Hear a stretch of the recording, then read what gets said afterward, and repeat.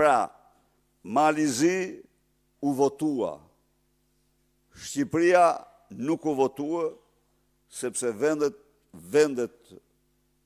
partnere, vendet antarët Bashkimit Evropian, jo partner, vendet antarët kanë bërë një seri pyetjesh dhe presin përgjigje.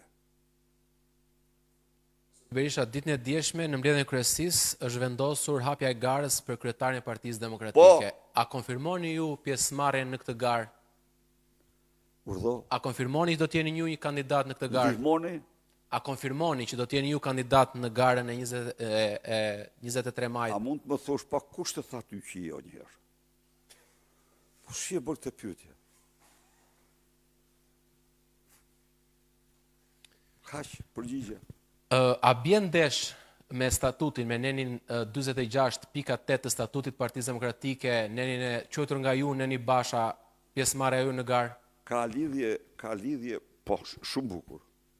Neni ka flet për zgjedhje, jo për farsë elektorale. Në qoftë se ka një realitet absolut të padiskutueshëm, është zgjedhjet ishin farsë elektorale. Pra, sa herë zgjedhjet humben kur ato janë normale, është detyrë atij që udhëheq të largohet, të jap dorëheqjen. E kam thënë dhe ta them.